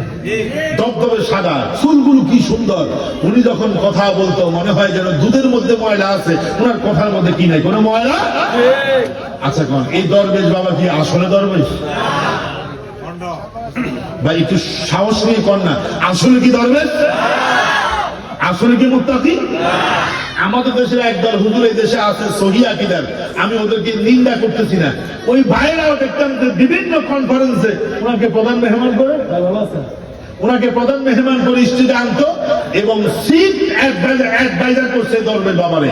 আমার কাছে আজীব লাগছে, এই দরবেশ বাবারে কেমনে সহিহ আকীদার ভাইরা চিফ অ্যাডভাইজার করছে, আমার বুঝে আসে না। এখন যদি ওদেরকে প্রশ্ন করি আপনাদের দরবেশ বাবার এই অবস্থা কেন, ঠিক কিনা? দেখেন এই দরবেশ বাবা নাম হচ্ছে দরবেশ, তার সাথে কিন্তু কোরআনের সাথে সম্পর্ক ছিল না, ঠিক কিনা? কারণ কি, এই বাংলাদেশে শেয়ার মার্কেট লুট করছে কে? 1 নম্বরে যার নাম আসবে উনি হচ্ছে এই মিস্টার দরবেশ। ব্যাংকগুলো লুট করছে কে যদি আপনি বলেন, সর্বপ্রথম যার নাম আসবে এই দরবেশ। কথা বল, ঠিক কিনা? বাঁচার জন্য এই দরবেশ ধানিগুলোকে ক্লিন শেভ করে সব পালায়া দিছে। মিয়ানমারে যাইতে চাইছিল, ওই বোর্ড ম্যান যারা ছিল মাঝি, স্যার কই যান আপনি? না সালমান এফ রহমান। কয় না আমি সালমান এফ রহমান না। সালমান এফ রহমান তো বুজুর্গ মানুষ, দাঁড়ি দাঁড়িয়ে আছে, দেখো না আমার দাঁড়ি নাই। ওরা কিন্তু ধরে ফেলছে, ওরা কট দিয়া দিছে, বললো যে আপনি সালমান এফ রহমান, মিথ্যা কথা বললে লাভ হবে না, ঠিক কিনা? ধরে ফেলছে। আবার এই দেশের একজন বন্ড বিচারক শামসুদ্দিন মানিক, যেটা আমরা বলতাম কালা মানিক, কি নাম? এই লোকটা এত অহংকারী, এত ধাম্বিক অহংকারী। এই লোকটা যখন আপনার কোর্টে যেত, কোন আইনজীবীকে পাত্তা দিত না, মিথ্যা মামলা দিয়ে দিত, ঠিক কিনা? এবং সে যখন টকশোর মধ্যে বসতো, উপস্থাপিকা, আপনারা দেখছেন একজন উপস্থাপিকা মহিলা, অল্প বয়সের একজন মহিলা উপস্থাপিকা, তাকে প্লট দিচ্ছে না, অথবা সে ওই মহিলার সাথে কথা কেটে উঠতে পারতেছে না। মহিলা তাকে প্লট না দেওয়ার কারণে মহিলাকে বললো রাজাকার। কি বলছে? আমি বুঝি না, পাগলের মাথা খারাপ। কোথায় কোথায় রাজাকার, কোথায় কোথায় রাজাকার। এই রাজাকার শব্দ দিয়া এদেশের একটা গোষ্ঠীকে তারা পৌঁছাতে চেয়েছিল। রাজাকার শব্দটা এত বেশি পপুলারিটি পেয়েছে, জনপ্রিয়তা পেয়েছে, সর্বশেষ পুরো বাংলাদেশের 18 কোটি মানুষ একজনকে বললো তুই কে, আমি কে, রাজাকার। রাজাকার সম্মানের মালিক কে? আরো যারা বলেন সম্মানের মালিক কে? যারা আমাদেরকে পৌঁছাতে চেয়েছিল ওরা নিজেরাই পৌঁছে গেছে, ঠিক কিনা? শামসুদ্দিন চৌধুরী মানিক 5 তারিখের পরে পালাতে গেছিল ইন্ডিয়া। কথা বলে আপার সাথে একটু দেখা গেল শখ জাগছে, বেচারা দাঁড়িয়ে ছিল না, কিন্তু বাঁচার জন্য দাঁড়িয়ে রেখেছে, ঠিক কিনা? ওই দরবেশ বন্ড বাবা দরবেশ দাঁড়িগুলো ফেলে দিয়েছে বাঁচার জন্য। আর মিস্টার শামসুদ্দিন উরুফে কালো মানিক, তিনি দাঁড়িগুলো রেখেছে কি সুন্দর করে। ওই আপনার নারায়ণগঞ্জ আরেকটা আছে, কি ওসমান জানো, ওটা নাকি রাত্রে 70 থেকে 80 টাকার টার্গেট পড়ে। ওটা নাকি 70 থেকে 80 টাকার টার্গেট পড়ে। গত 2 দিন আগে একটা ছবি ভাইরাল হয়েছে, দেখলাম যে দাঁড়িয়ে রাখছে, মোটামুটি আমার চাইতে অনেক সুন্দর দেখা যায়, মনে হয় যেন জান্নাত থেকে আল্লাহর ওলি মুত্তাকি বান্দা পালায় আসছে, ঠিক কিনা? অথচ এদের সাথে কোরআনের কোন ন্যূনতম সম্পর্ক ছিল না, এখনো নাই। এরা হচ্ছে দরবেশ, অর্থাৎ দরবেশ, এরা কিন্তু আসলে দরবেশ না, ঠিক কিনা? এবার আমার ভাইয়েরা, প্রিয় চট্টগ্রামের আমার কলিজার টুকরা প্রিয় ভাইয়েরা, মিনা বাজারের প্রিয় ভাইয়েরা, আওয়াজ দিয়ে বলেন, মুত্তাকি হতে হলে একটা কিতাবের সাথে রিলেশন থাকা লাগবে, সম্পর্ক থাকা লাগবে। সেই কিতাবের নাম কি? আর যদি বলেন সেই কিতাবের নাম কি? এই পৃথিবীর মধ্যে সর্বশ্রেষ্ঠ মুত্তাকি ছিলেন আমার রাসূল। আল্লাহু আকবার বলেন। রাসূলের চাইতে বড় মুত্তাকি পৃথিবীতে আর কেউ নাই। আল্লাহ রাসূলের ইন্তেকালের পরে খাদিজা আয়েশা রাদিয়াল্লাহু তাআলা আনহার কাছে সাহাবীরা জিজ্ঞাসা করলো, মা আখলাকুন নবী সাল্লাল্লাহু আলাইহি ওয়াসাল্লাম, ওগো আয়েশা আপনি বলেন আল্লাহ রাসূলের চরিত্রটা কেমন ছিল? আয়েশা রাদিয়াল্লাহু তাআলা আনহা বললেন, আমা তাকরাউনাল কুরআন, আমা তাকরাউনাল কুরআন, তোমরা কি কোরআন পড়ো না? ও রাসূলের সাহাবীরা তোমরা কি কোরআন পড়ো না? কানা খুলুকুল কোরআন, যে কোরআন তোমরা দেখতে পাও এই 30 পারা কোরআন আল্লাহ রাসূলের চরিত্র। আল্লাহু আকবার। কোরআনের বাহিরে আল্লাহ রাসূল কথা বলেন নাই, কোরআনের বাহিরে চলেন নাই, কোরআনের বাহিরে আল্লাহ রাসূল কোন সিদ্ধান্ত দেন নাই, ঠিক কিনা বলেন? রাসূলের মেয়ের নাম ফাতেমা, বনি মাখজুমিয়া গোত্রের একজন মহিলা চুরি করছে, তার নামও ফাতেমা, ঠিক কিনা বলেন? আল্লাহ রাসূলের কাছে বিচার আসলো, ফাতেমা চুরি করেছে, সম্ভ্রান্ত বংশের মহিলা। ওই ফাতেমা অভাবে চুরি করে নাই, স্বভাবে চুরি করছে। আমাদের দেশেও কিছু মানুষ আছে অভাবে চুরি করে, আবার কিছু আছে স্বভাবে চুরি করে, ঠিক কিনা? চুরি কিন্তু কেউ স্বভাবে করে, কেউ কিন্তু অভাবে করে, কথা কন না কেন? গত কয়েকদিন আগে আমাদের পাশের এলাকাতে এক চোর ধরা খাইছে, পাবলিক তারে ফিরে অবস্থা খারাপ করছে। পরে আমি গেলাম সেখানে, জিজ্ঞাসা করলাম যে এরা আপনারা ফিরছেন কেন? চুরি করছে এই জন্য ধরছি, ভালো করে ফিরতেছি।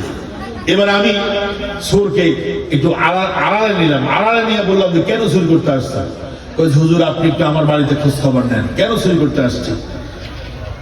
পরে আমি একটু খোঁজ খবর নিলাম, দেখলাম যে তার একটা বাচ্চা আছে, 7 মাসের বাচ্চা, বিবিটা অসুস্থ।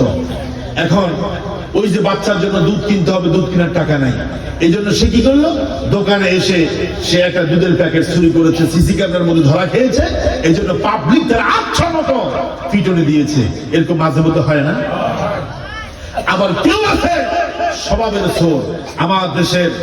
আমার দেশের রাজনৈতিক নেতারা কোটি কোটি টাকা বাংলাদেশ থেকে চুরি করে সুইস ব্যাংকে রেখেছে, ঠিক কিনা? দিল্লিতে রেখেছে, লন্ডনে সেকেন্ড হোম করেছে, থার্ড হোম করেছে। এভাবে দেশের টাকাগুলো লুটপাট করে তারা দেশকে ভিখারি দেশে পরিণত করে গেছে, ঠিক কিনা বলে? এরপরেও কিছু কিছু মানুষ বলে যে আগেই তো ভালো ছিলাম, কথা বলে না, আগেই তো ভালো ছিলাম। আমি বলবো যারা বলবে আগে ভালো ছিলাম, ওরা আসলে স্বৈরাচারের দোষ, ঠিক কিনা? আমি বলি স্বৈরাচারদের জায়গা এই বাংলাদেশে হবে না, হবে না, হবে না, ঠিক কিনা? আমরা এই দেশটাকে কোরআনের আলো দিয়ে আলোকিত করতে চাই, ইসলামের আলো দিয়ে আলোকিত করতে চাই। এই দেশে ইসলাম প্রতিষ্ঠা করার জন্য আমরা চাই, ঠিক কিনা? আপনারা মনে হয় চান না? আপনারা মনে হয় চান না ইসলাম এই জমিনে প্রতিষ্ঠিত হোক, কোরআন এই জমিনে প্রতিষ্ঠিত হোক? কারা কারা চান দুহাত তুলে আল্লাহকে দেখিয়ে দেন।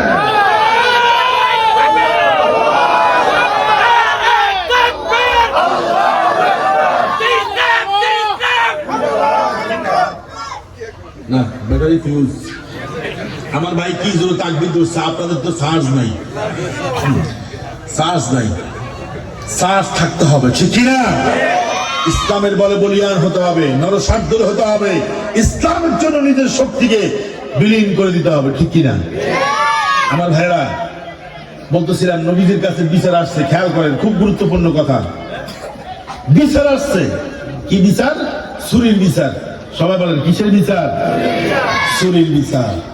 নবী করিম সাল্লাল্লাহু আলাইহি সাল্লাম তিনি কোরআন খুলছেন, খুলে দেখলো আস-সারিকু ওয়াস-সারিকাতু ফাকতাউ আইদিয়াহুমা নাকালাম মিনাল্লাহ। আল্লাহ তাআলা শাস্তি নির্ধারণ করে দিয়েছেন। কি শাস্তি? চোর এবং চোরনি, পুরুষ চোর এবং মহিলা চোর, তারা যদি চুরি করে এবং ইসলামী মাসালা অনুযায়ী 10 দিরহামের উপর যদি চুরি করে, ফাকতাউ আইদিয়াহুমা, তাদের দুজনের হাত কেটে দাও, পুরুষ হোক মহিলা হোক। আচ্ছা বলেন তো এই বিধান যিনি দিয়েছেন, চিল্লায়া বলেন তিনি কে? এখন নবী করিম সাল্লাল্লাহু আলাইহি সাল্লাম ওই কোরআনের আইন অনুযায়ী ওই মহিলা চোরের যে চুরি করেছে তার হাত কাটবে, সিদ্ধান্ত ফাইনাল, কজা হয়ে গেছে। এখন সাহাবায়ে কেরামদের মধ্যে কিছু কিছু সাহাবী চিন্তা করছে এই মহিলা তো অভাবে চুরি করে নাই, স্বভাবে করছে, সুতরাং এবং সম্ভ্রান্ত বংশের মহিলা, যদি তাকে অন্তত একটু মাফ করে দেওয়া যায়, স্যাক্রিফাইস করা যায়, তাহলে অন্তত একটু ভালো হবে। এখন কে রাসূলের কাছে সুপারিশ করবে? কেউ সাহস পায় না। আল্লাহু আকবার করে, কেউ সাহস পায় না। কে সুপারিশ করবে?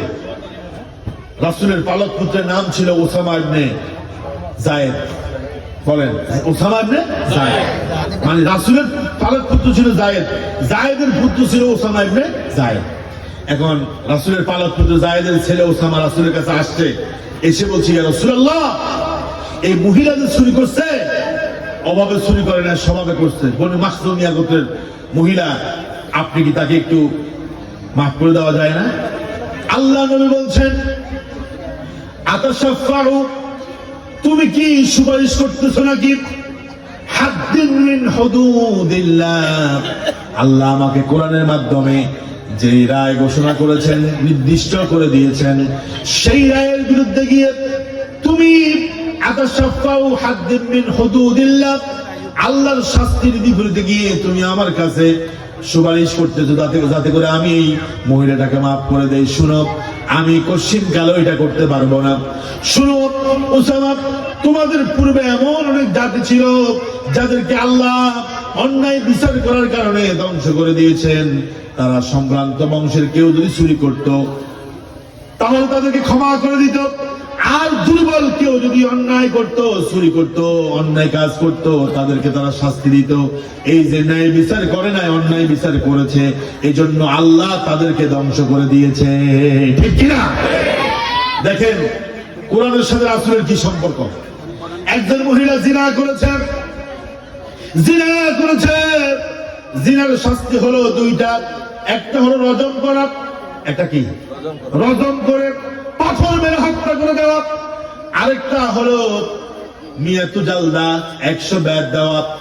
আল্লাহ রাসূল এই দুইটা বিধান তিনি কায়েম করেছেন। একজন মহিলা আসলো, এসে বলল, ইয়া রাসূলুল্লাহ, ইয়া হাবিবাল্লাহ, আমি জিনা করেছি, অন্যায় করেছি, পাপ কাজ করেছি, জিনা করেছি, পাপিষ্ঠ আমি, মেহেরবানি করে আপনি আমাকে জিনার শাস্তি দেন। নবীজি বললেন, ঘটনা খুলে বলো। মহিলা বলল, ইয়া রাসূলুল্লাহ, ইয়া হাবিবাল্লাহ, আমি জিনা করেছি, জিনার কারণে আমি হুবলা গর্ভবতী হয়ে গেছি, আমার গর্ভের মধ্যে ওলাদুল জিনা অবৈধ সন্তান আছে।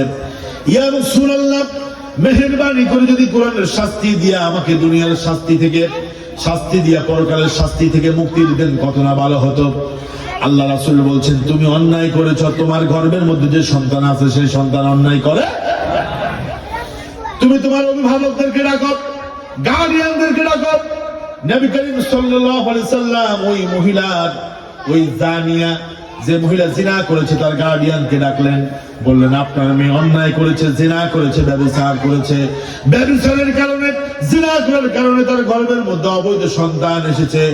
আপনি গার্ডিয়ান, আপনাকে জানিয়ে রাখলাম, তবে খবরদার, আহসেন ইলাইহা, আহসেন ইলাইহা, আপনি তার সাথে ভালো ব্যবহার করবেন। শাস্তি যেটা হবে সেটা আমরাই দেব, ইসলামী আইনের শাস্তি হবে, তবে বাবা হিসেবে আহসেন ইলাইহা, আপনি তার সাথে ভালো ব্যবহার করবেন, খারাপ ব্যবহার করবেন না।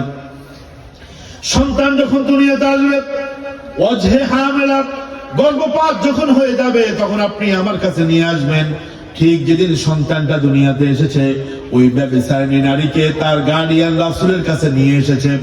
আল্লাহ নবী বললেন, আমার সাহাবীরা, এই মহিলাকে রজম করে হত্যা করো, মাটির নিচে গলা পর্যন্ত তাকে দাবায় দাও, এরপরে পাথর মেরে মেরে তাকে দুনিয়া থেকে বিদায় করে দাও। সাহাবায়ে কেরাম পাথর মারলো, রজম করে তাকে দুনিয়া থেকে বিদায় করে দিল। আল্লাহ নবী বললেন, আমার সাহাবীরা, এই মহিলার জানাজার ব্যবস্থা করো। ওমর ইবনে খাত্তাব রাদিয়াল্লাহু তাআলা আনহু বলছেন, কাইফা ইয়া রাসূলুল্লাহ, কিভাবে আপনি এই মহিলার জানাজা পড়বেন? কারণ সে জিনাকারিনী মহিলা ছিল, জানিয়া ছিল, ব্যভিচারী ছিল, তাকে আমরা রজম করে হত্যা করেছি। ইয়া রাসূলুল্লাহ, কিভাবে আপনি এই নারীর জানাজা পড়বেন? আমরা তো বুঝতে পারলাম না। নবী করিম সাল্লাল্লাহু আলাইহি ওয়াসাল্লাম বললেন, ও আমার সাহাবী শুনো, ওমর শুনো, এই মহিলা লাকাদ তাবাত তাওবাতান, লাকাদ তাবাত তাওবাতান, এই মহিলা আল্লাহর কাছে এমন ভাবে তওবা করেছে, মদিনার 70 জন ব্যভিচারী অপরাধী নিকৃষ্ট লোককে পাপাচারী লোককে যদি এই তাওবা বন্টন করে দেওয়া যায় 70 জন লোকের জন্য এটা লাওয়াসাত, এটা যথেষ্ট হয়ে যাবে। আল্লাহু আকবার। একজন গর্ভবতী মহিলা জেনা করার কারণে গর্ভবতী হয়ে গেছে, রাসূল তাকেও ছাড়েন নাই, কারণ রাসূল তিনি ছিলেন এমন একজন ব্যক্তি, তিনি ছিলেন মুত্তাকি, তিনি তাকওয়া থাকার কারণে তার সাথে কোরআনের সম্পর্ক ছিল। এই জন্য রাসূল যখন বিচার করতেন তিনি কোরআন দিয়ে বিচার করতেন, ঠিক কিনা? আজকে আমার দেশের বিচারক যারা আছে এদের ভিতরে তাকওয়া নাই, ইসলাম নাই, এই জন্য এরা খেয়াল খুশি মতো বিচার করে, ঠিক কিনা? কথা বুঝেন না মনে হয়? এই যে একটু খারাপ লাগবে শুনতে, একজনে বলছে যে স্বৈরাচারের আমলে রায় হাইকোর্ট থেকে আসতো না, রায় আসতো পেটিকোর্ট থেকে, ঠিক কিনা? যদিও শব্দটা ব্যবহার করার জন্য এক্সট্রিমলি সরি আমি, হাইকোর্ট থেকে আসতো না পেটিকোর্ট থেকে আসতো, তার মানে হচ্ছে জায়গা যদিও সুপ্রিম কোর্টে হাইকোর্ট থেকে রায় হতো, এটা কিন্তু বুবুদানের পক্ষ থেকে আসতো, ঠিক কিনা?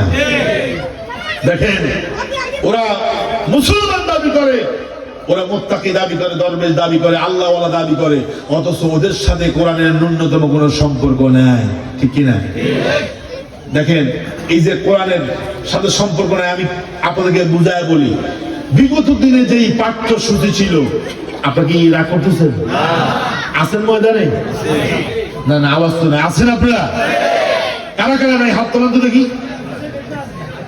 এই যে আছে এমনি কিন্তু মানে হুঁশ নেই, হুঁশ কিন্তু নাই, আসলে না বুঝে তুলছে, ঠিক কিনা? না বুঝে তুলছে। আছেন তো আপনারা? দেখেন কোরআনের সাথে যদি সম্পর্ক নাই একটু বুঝেন, এই কোরআন হচ্ছে এই পৃথিবীর মুসলমানদের জন্য মূল কিতাব, ঠিক কিনা? কিন্তু বিগত দিনের পাঠ্যসূচি পাঠ্যক্রমের মধ্যে কোরআনের কোন বিষয় ছিল না, কোরআন ছিল অপশনাল, ঠিক কিনা বলেন? আমার সাথে মনে হয় আপনারা একমত হবেন চট্টগ্রামবাসী, কোরআনকে তারা অপশনাল রেখেছে। বিদেশ থেকে তারা যেই পাঠ্যসূচি যে সিলেবাস কিনে এনেছে, আল্লাহর কসম দিয়ে বলি ওই সিলেবাসের সাথে পাঠ্যসূচির সাথে আল্লাহর কোরআনের কোন রিলেশন, আল্লাহর কোরআনের কোন সম্পর্ক ছিল না, ঠিক কিনা? মাদ্রাসায়, আমি তো মাদ্রাসার একজন লেকচারার প্রভাষক, আমি তো একজন লেকচারার প্রভাষক হিসাবে বলি যে ওরা মাদ্রাসার মধ্যে আরবিকে রেখেছে অপশনাল। ওদের আমলে একটা পরীক্ষা হয়েছে সংক্ষিপ্ত সময়ে, ওই যে প্যান্ডামিক সিচুয়েশন করোনার পরে, ওই পরীক্ষার মধ্যে সংক্ষিপ্ত পরীক্ষার মধ্যে তারা আরবি রাখে নাই।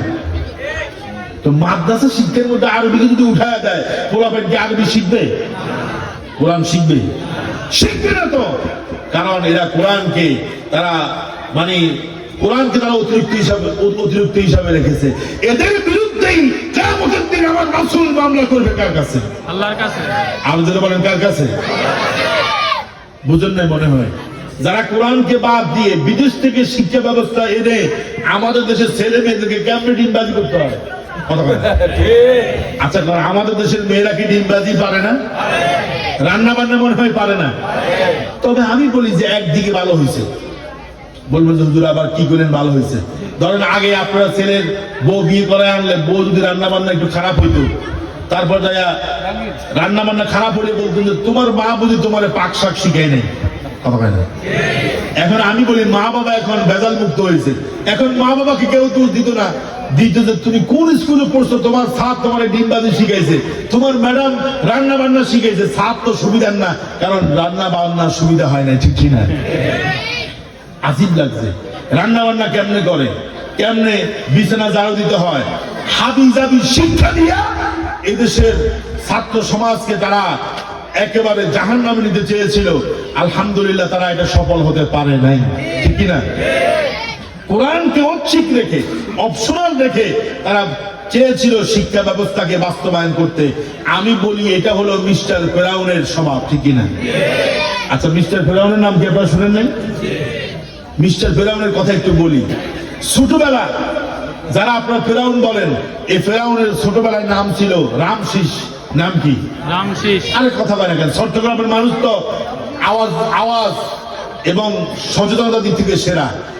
ছোটবেলায় ওটার নাম ছিল রামশিস। বলেন কি নাম? রামশিস। প্রতিদিন রামশিস ফেরাউনের, যাকে আপনারা ফেরাউন বলেন, এই রামশিসের বাবার কাছে নালিশ আসতো। কিসের নালিশ? অমুকের ক্ষেত থেকে মরিচ দিছে, অমুকের ক্ষেত থেকে আপনার তরকারি চুরি করছে, ডাব চুরি করছে, নারকেল চুরি করছে, অর্থাৎ অমুকের ছেলেরা মারছে, বিভিন্ন রকম অন্যায় করত। প্রতিদিন ফেরাউন রামশিসের বাবার কাছে নালিশ আসতো। একদিন তার বাবা এমন আচ্ছা ভাবে রামশিসকে ফেরাউনকে ফিরছে, ওটা চিন্তা করছে যে আমি আর বাড়িতেই থাকবো না, আমি বাড়ি থেকে বের হয়ে যাব। এরকম কিছু পোলাপান আছে না এলাকাতে? প্রতিদিন তার নামে নালিশ আসে, প্রতিদিন তার নামে বিচার আছে, প্রতিদিন মার খায়। তো রামশিস সেও প্রতিদিন মার খায়। একদিন তার বাবা এমন ভাবে মার দিয়েছে, মায়ের ছোটে ঘর থেকে বের হয়ে গেছে, ওই যে খেতা বালিশ কম্বল নিয়ে বাইর হয়ে গেছে, বাড়িতে থাকবে না। এখন দেখেন যাইতে যাইতে প্রতিমধ্যে তার একটা বন্ধুর সাথে, ছোটবেলা একটা বন্ধুর সাথে দেখা হয়েছে। ওই বন্ধুর নাম হইল হামান। কি নাম? ওর কথা বলে না। কি নাম? হামান। হামান ওই রামশিসের চাইতে, ফেরাউনের চাইতে বেশি দুষ্ট। কয় বন্ধু কই যাস? আমি তো যাচ্ছি পাশের দেশে চলে যাচ্ছি, মিশরে চলে যাচ্ছি, আর এই দেশে থাকবো না, কারণ প্রতিদিন আমাকে বাবার হাতে মাইর খেতে হয়। এবার হামান বলতেছে আহারে আমারও তো সুবিধা না, অবস্থা আমারও সুবিধা না, আমিও প্রতিদিন অন্যায় করি আর প্রতিদিন আমার বাবার হাতে মাইর খাই। এখন দুইটা মিলে যুক্তি করছে, চল আমরা দোনো বন্ধু মিশরে চলে যাই, এই দেশেই থাকবো না। যাইতে যাইতে ওরা চলে গেল, মিশরের সীমান্তে চলে গেল। প্রচন্ড ক্ষুধা, প্রচন্ড ক্ষুধা, পকেটে কিন্তু টাকা নেই। তারা একজন কৃষককে বললো যে কৃষক চাচা, আপনার তরমুজ ক্ষেত থেকে যদি আমাদেরকে একটা তরমুজ দিতেন তাহলে আমরা খাইতাম, কলিজাটা ঠান্ডা হইতো, অন্তত আমাদের পিপাসাটা নিবারণ হতো। চাচা বলছে যদি তরমুজ খাইতে হয় তাইলে কিন্তু আমার ক্ষেতের মধ্যে কাজ করতে হবে। রাজি? ওই রামশিস, ফেরাউন আর তার বন্ধু হামান বলছে আমরা রাজি আছি। এবার তরমুজওয়ালার ক্ষেতের মধ্যে পানি দিচ্ছে, তাফসীরের কথাগুলো বলতেছে কিচ্ছা না, ক্ষেতের মধ্যে পানি দিচ্ছে। এখন ক্ষেতওয়ালা দেখলো যে এই দুইজন তাগড়া যুবক, মোটামুটি শক্তি আছে, ভালোই কাজ করতে পারছে। উনি খুশি হইয়া একটা তরমুজের পরিবর্তে দিছে কয়টা? জোরে বলেন কয়টা? এবার ওরা চিন্তা করছে মোটামুটি দুইটা খায়া শরীরের মধ্যে একটু এনার্জি ক্রিয়েট হয়েছে, এনার্জি আসছে, মোটামুটি পিপাসা নিবারণ হয়েছে। চাচা যদি আপনি যদি আপনার এখানে যদি আমাদেরকে একটু চাকরি দিতেন তাহলে আমরা মোটামুটি একটু খেয়ে পরে বাঁচতে পারতাম। এখন মুরব্বী চাচা চিন্তা করছে যদি এদেরকে চাকরি দেয় মোটামুটি খারাপ হবে না, ভালোই কাজ করতে পারবে, কারণ এনার্জি আছে। ঠিক কিনা? চাকরি দিয়ে দিল। ওরা তরমুজের ক্ষেতের মধ্যে চাকরি করতেছিল। হঠাৎ করে একদিন ওই মিশরের মধ্যে বিজ্ঞপ্তি হলো যে কবরস্থানের মধ্যে দারোয়ান নিয়োগ চলবে, একজন দারোয়ান নিয়োগ দেওয়া হবে। এবার ওই হামান, দুষ্ট হামান রামশিস ফেরাউনকে বুদ্ধি দিচ্ছে, তোমার চেহারা সুরত মাশাআল্লাহ অনেক ভালো আছে, দেখতে শুনতে খুব স্মার্ট, তুমি যদি একটু আবেদন করো, দরখাস্ত করো, তাইলে ওই দারোয়ানের চাকরিটা যদি তোমার হয় মোটামুটি ভালোই হবে। ঠিক কিনা? এবার রামশিস কি করলো? আবেদন করলো। আবেদন করে সে ওই কবরস্থানে চাকরি পেয়ে গেছে। এখন ওই রামশিস, ফেরাউন এবং তার ছোট্টবেলার ওই বন্ধুটা হামানটা, দুইটা মিলে একসাথে পাহারা দিচ্ছে। কবরস্থানের মধ্যে যদি লাশ আসে সেগুলোকে দাফন করে। কিছুদিন পরে মিশরে শুরু হলো, আপনাকে এটা কি বলে, প্লেগ রোগ। এটার কারণে মানুষগুলো মরতে শুরু করছে। এখন ওই যে হামান টাক, সে বুদ্ধি দিল, দোস্ত এই যে এত লাশ মরতেছে, আমরা দাফন করতেছি, আমরা তো কুলায় উঠতে পারতেছি না, একটা কৌশল করো। কৌশল কি? কৌশল হলো আমরা যদি বলি যে আগে দাফন করবে সে আগে বেশি টাকা দিতে হবে, তাইলে মোটামুটি একটা ভালো ইনকাম করা যাবে। এবার ফেরাউন বলতেছে, রামশিস বলতেছে বুদ্ধিটা তো খারাপ না। এবার সে ওই বন্ধু হামান থেকে বুদ্ধি নিয়ে সে কি করলো? জনগণকে বললো, পাবলিককে বললো যে আমরা এত লাশ দাফন করতে পারতেছি না, এত রোগী মরতেছে, করোনার সময় যেরকম মরছে আর কি, এত লোক মরতেছে, যে আগে দাফন দিবে তাকে বেশি করে টাকা দিতে হবে, তাহলে সে আগে দাফন করতে পারবে। এভাবে দেখা গেল যে টাকা নেওয়ার কারণে অনেকগুলো টাকা জমা হয়ে গেছে, বিশাল অল্প দিনেই কিন্তু ওই ফেরাউন রামশিস বড়লোক হয়ে গেছে। ঠিক কিনা? এবার ওই যে হামান বুদ্ধি দিচ্ছে, কুবুদ্ধি। এবার হামান বলতেছে, আচ্ছা আমার বুদ্ধিগুলো পাইয়া তুই লাভ হয়েছে না ক্ষতি হয়েছে? কই না, আমি লাভবান হয়েছি। কয়বার তোরা আরেকটা বুদ্ধি দিতে চাই। কি বুদ্ধি? কয় যে দিনের বেলা তো সাদাবাজি করস মানুষ থেকে, রাতের বেলা এই টাকাগুলো যদি পাবলিককে দান করতে পারস তাইলে কিন্তু তোর অনেক পপুলারিটি, জনপ্রিয়তা বাড়বে, সামনে কোনো সুযোগ আসলে তোর কাজে লাগানো যাবে। ঠিক কিনা? এবার ওই যে রামশিস ফেরাউন কি করলো? রাতের বেলা যায় যায় গরিবের বন্ধু, গরিবের দরদি বন্ধু সে সাজার জন্য রাতের বেলা যায় সবাইকে সে টাকাগুলো দান করে আসলো। এবং সবাই বলতেছে কি এরকম ফেরেশতার মতো লোক তো আমরা মিশরে আর দেখি নাই। কথা বলেন না? আমাদের দেশেও একজন এখান দিয়ে মডেল মসজিদ বানায় আর ওখান দিয়ে আলেমদের হাতের মধ্যে হাত করা লাগে, ঠিক কিনা? এখান দিয়ে কওমি জননী, ওখান দিয়ে মামুনুল হককে গ্রেফতার করে জেলখানায় ঢুকায়, ঠিক কিনা? উপর দিয়ে আল্লাহর ওলি, ভিতর দিয়ে শয়তানের নানি, ঠিক কিনা কম? এখন দেখেন মিস্টার ফেরাউন যখন এই বুদ্ধি দিছে, কে ওর বুদ্ধি? কে? হামান যখন এই বুদ্ধি দিল, দেওয়ার পরে ফেরাউন রামশিস বলতেছে আসলে বুদ্ধিটা তো খারাপ না, সে মানুষকে দান করতেছে। দান করতে করতে মিশরে এক সময় সবার কাছে একটা নাম পরিচিত হয়ে গেছে, রামশিস। রামশিস, কথা হয় না? রামশিস, ফেরাউন এক নামে সবাই চিনে রামশিসকে। সে জনদরদি, গরিবের বন্ধু, কথা হয় না? একদিন হঠাৎ করে মিশরের একজন মন্ত্রী মারা গেছে। এবার হামান তারা আবার পরামর্শ দিচ্ছে, বন্ধু তুমি তো এখন পপুলারিটি পাইছো, জনগণ তোমার ভালো করেই চিনে, তুমি যদি এখন অন্তত মন্ত্রিত্বের জন্য একটু লড়াই করো, বিপুল ভোটে তুমি ভোট পাইবা, ঠিক কিনা? মন্ত্রী মরে যাওয়ার পরে ওই হামানের পরামর্শে এবার মিস্টার ফেরাউন কি করলো, রামশিস কি করলো, নির্বাচন করলো। নির্বাচনের মধ্যে দেখা যায় যে বিপুল ভোটে সে মন্ত্রী হয়ে গেছে, কথা বলে। এবার মন্ত্রিত্ব চালাইছে কয়েক বছর, চালানোর পরে হঠাৎ করে মিশরের যে প্রেসিডেন্ট ছিল সেও মারা গেছে।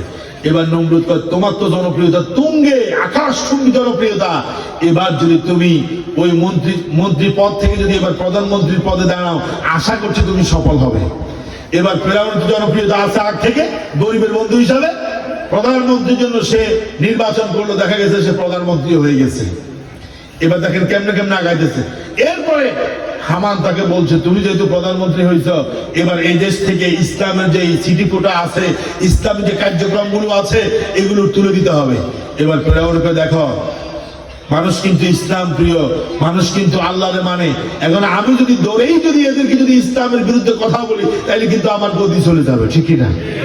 এবার মিস্টার হামান তারে পরামর্শ দিল, বন্ধু শুনো, তুমি প্রথমে একটা কাজ করবে, সেটা কি, আমার তোমার শিক্ষামন্ত্রী বানাইবা, বানানোর পরে এমন আইন করব, যে আইন করে এমন একটা সিলেবাস প্রণয়ন করব, যে সিলেবাসের মধ্যে ইসলামী শিক্ষা থাকবে না।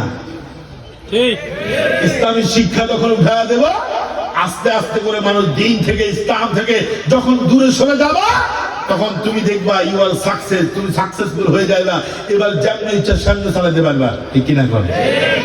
এবার মিস্টার হামানকে যখন শিক্ষামন্ত্রী বানাইছে, বানানোর পরে ইসলাম উঠায় দিছে, কয়েকদিন পরে দেখা যায় যে মানুষ এখন ইসলাম ভুলে গেছে।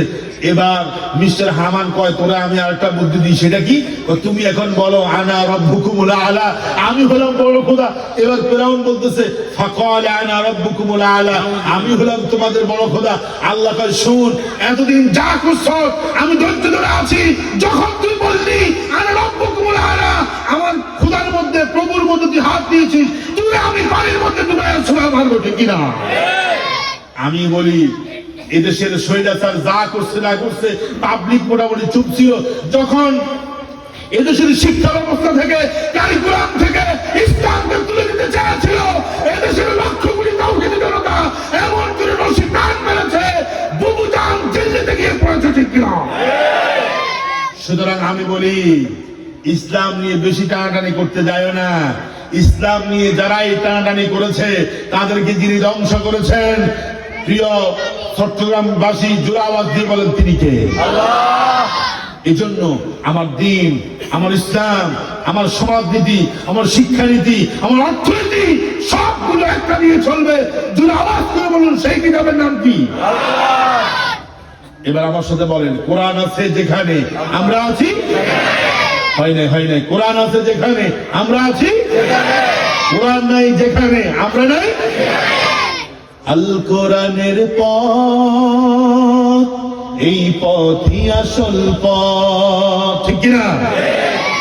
আল কোরআনের পথ, এই পথই আসল পথ, অন্য পথে অন্য মতে নেই যে রহমত। পড়েন, আল কোরআনের পথ, এই পথই আসল পথ, আল কোরআনের পথ, এই পথই আসল পথ, অন্য পথে অন্য মতে নেই যে রহমত, অন্য পথে অন্য মতে নেই যে রহমত। পড়েন আমিন।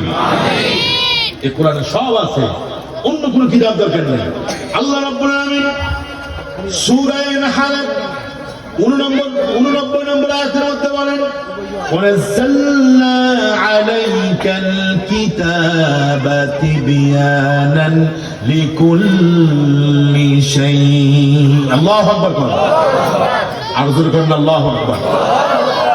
আল্লাহ পাক বলছেন, ওয়ানাজ্জালনা, আমি নাযিল করেছি, আলাইকা, ও নবী তোমার উপরে আমি নাযিল করে দিয়েছি, আল কিতাবা আই আল কোরআন, ও নবী আমি তোমার উপরে কিতাব কোরআনকে নাযিল করে দিয়েছি, তিবয়ানান, তিবয়ানান লিকুল্লি শাই, সব কিছু আমি বিস্তারিত বর্ণনা করেছি। এই কোরআনের ভিতরে সব সমস্যার সমাধান আমি দিয়ে দিয়েছি। তিবয়ানান লিকুল্লি শাই, সব কিছু আমি বর্ণনা করেছি। তোমার সমাজনীতি, তোমার অর্থনীতি, তোমার পরিবার নীতি, তোমার রাজনীতি, সব কিছু এই কোরআন দিয়ে চলবে। কোরআনের বাইরে কোনো কিছুই হতে পারে। আল্লাহ বলেন, হুদাও ওয়া রাহমাতাও ওয়া বুশরা লিল মুসলিমিন, এই কোরআনটা হলো হেদায়েত, এই কোরআনটা হলো রহমত, এই কোরআনটা হলো মুসলমানদের জন্য সুসংবাদ। আল্লাহু আকবার। আরো জোরে বলেন আল্লাহু আকবার। আপনার ব্যক্তিগত জীবন কিভাবে চালাবেন, সমাজ কিভাবে চলবে, অর্থনীতি কিভাবে চলবে, রাজনীতি কিভাবে চলবে, সব তিবিয়ানান, সব বিস্তারিত যিনি কোরআনে বলে দিয়েছেন তিনি কে? বিচার নীতি কিভাবে হবে এই কোরআনে মনে হয় নাই? আর আস্তে করে জোরে করে আছে না? আল্লাহ তাআলা বলছেন, ইদিলু, ন্যায় বিচার করো, হুয়া আকরাবু লিত-তাকওয়া, কারণ ন্যায় বিচার এটা হচ্ছে তাকওয়ার কাছাকাছি। যে ন্যায় বিচার করবে না, বুঝতে হবে তার ভিতরে তাকওয়া নাই। ঠিক কি না কোন? আর জোরে বলেন ঠিক কি না? আল্লাহ তাআলা বলছেন, ومن لم يحكم بما أنزل الله فأولئك هم الكافرون ومن لم يحكم بما أنزل الله فأولئك هم الظالمون। যারা আল্লাহর বিধান দিয়া কোরআন দিয়া বিচার করবে না ওরা হলো জালেম। যারা আল্লাহর বিধান দিয়া কোরআন দিয়া বিচার ফয়সালা করবে না ওরা হলো কাফের। কে বলেছেন? আল্লাহ। আর জোরে বলেন কে বলেছেন? এইজন্য কোরআন মানতে রাজি আছেন কারা কারা? একটু আল্লাহকে দেখেন না ভাই, বলেন আল্লাহ। জীবনের প্রতিটি ক্ষেত্রে কোরআন মেনে চলার চেষ্টা করব। জোরে বলেন নাই, বলেন আল্লাহ। কোরআনের প্রতিটা বিধান মেনে চলার চেষ্টা করব। যারা কোরআন মেনে চলবে না, কোরআনকে পরিত্যাজ্য ঘোষণা করবে, রাসূল কিয়ামতের দিন তাদের বিরুদ্ধে মামলা করবে। ঠিক না? বুঝেন নাই মনে হয়? যারা কোরআন মানবে না, ইসলাম মানবে না, কোরআনকে যারা পরিত্যাজ্য করবে, আল্লাহ রাসূল তাদের বিরুদ্ধে মামলা করবে। আচ্ছা বলেন, রাসূল যদি কারো বিরুদ্ধে মামলা করে বাঁচার উপায় আছে? আর জোরে কথা, বাঁচার উপায় আছে? এই দুনিয়াতে মামলা করলে আপনার পক্ষে একজন আইনজীবী ব্যারিস্টার দাঁড়িয়ে যাবে, উকিল দাঁড়িয়ে যাবে, কিন্তু পরকাল যদি রাসূল আপনার জন্য মামলা করে, কোন ব্যারিস্টার দাঁড়াবে? কোন উকিল দাঁড়াবে? মান যাল্লাযী ইয়াশফাউ ইনদাহু ইল্লা বিইذনিহি, এমন কে আছে যে সুপারিশ করবে আপনার জন্য? কেউ করবে না। আল্লাহ তাআলা এজন্য বললেন, وقال الرسول يا رب إن قوم اتخذوا هذا القرآن مهجورا। কিয়ামতের দিন হাসরের ময়দানে আল্লাহ তাবারক ওয়া তাআলা বলবেন, ইয়া রব ইন্না কওমি ইত্তাখাযু হাযাল কুরআনা মাহজুরা, আমার জাতি এই কোরআনকে পরিত্যাজ্য ঘোষণা করেছে। ওদের সমাজনীতির মধ্যে কোরআন ছিল না, অর্থনীতির মধ্যে কোরআন ছিল না, রাজনীতির মধ্যে কোরআন ছিল না। ঠিক না? এই যে যারা বলে যে আমরা ধর্ম নিয়ে ব্যবসা করি, খোঁজ দিয়ে দেখেন ওদের রাজনীতির মধ্যে কোরআন নাই। ঠিক না? ওদের রাজনীতির মধ্যে ইসলাম নাই। এই জন্য ওরা আমরা কোরআন দিয়ে কেন কেন মানুষকে বলি, ইসলামের কথা বলি, কোরআনের রাজ কায়েম করতে চাই, এই জন্য ওনারা পছন্দ করে না। ওনারা বলে আমরা নাকি ধর্ম নিয়ে ব্যবসা করি। নাউজুবিল্লাহ কোন আমার ভাইরা, এই যে স্যার আসার আগ পর্যন্ত আমি আরো কিছু কথা বলতে চাই। আসছে না? চলে আসতেছে, আলহামদুলিল্লাহ স্যার চলে আসতেছে। লিল্লাহে তাকবীর। আজকের প্রধান মুফাসসির আল্লামা মাওলানা ডক্টর মোহাম্মদ আলী হোসেন স্যারের আগমন। আহলান সাহলান। আমার ভাইরা, স্যার আসা পর্যন্ত আমি আরো 2-1 মিনিট কথা বলছি, শুনেন। এই যে আপনার পারিবারিক জীবনে কোরআন লাগবে, লাগবে কিনা? বিয়ে করে, বিয়ের মধ্যে কোনো ইসলাম নাই, আছে? এই যে গায়ে হলুদ, তারপর যায় অবৈধভাবে নাচ গান, এরপর যায় গেটের মধ্যে মহিলাদেরকে দাঁড় করায় রাখে। অনেক সংস্কৃতি আমাদের মধ্যে চালু আছে, বিয়ের মধ্যে কোরআন নাই, ইসলাম নাই, আছে? আলোচনা বলেন আছে? নেই। এরপরে পরিবার নীতি আসেন, পরিবার নীতির মধ্যে পরিবার কিভাবে চালাবেন আল্লাহ তাআলা বলছেন ও আশিনুহুন্না বিল মারুফ, আপনার বিবির সাথে আপনি ভালো আচরণ করবেন। কোরআন আপনাকে ডিরেকশন দিচ্ছে, অথচ কথায় কথায় বউরে মারে, বউরে তালাক দেয়, এরকম পাবলিক আছে কিনা? যৌতুকের জন্য যেখানে আল্লাহ বলছে ফাআতুহুন্না উজুরাহুন্না, তাদেরকে মোহর দাও, আমরা মোহর তো দেই না, বরং তাদের থেকে আমরা যৌতুক তালাশ করি। তাহলে পরিবার থেকে শুরু করে ব্যক্তিগত জীবন থেকে শুরু করে প্রত্যেকটা কাজে যদি আমরা কোরআনকে ফলো করি, আমাদের জীবনকে যিনি শান্তি দিয়ে ভরপুর করে দিবেন, জোরে বলেন তিনি কে? আল্লাহ। এবার হাত তুলে আল্লাহর কাছে ওয়াদা করেন, বলেন আবার হাত তোলেন, বলেন আল্লাহ আজকের তাফসীর কোরআন মাহফিলে, আওয়াজ হচ্ছে না, আওয়াজ হচ্ছে না, আজকের তাফসীর কোরআন মাহফিলে তোমাকে সাক্ষী রেখে আমরা ওয়াদা করছি, জীবনে যতদিন বেঁচে থাকবো তোমার কথা, তোমার কিতাবের কোরআনের আইন অনুযায়ী, নির্দেশনা অনুযায়ী, হিদায়াত অনুযায়ী চলার চেষ্টা করব। তুমি তৌফিক দান করো। আমিন, আমিন।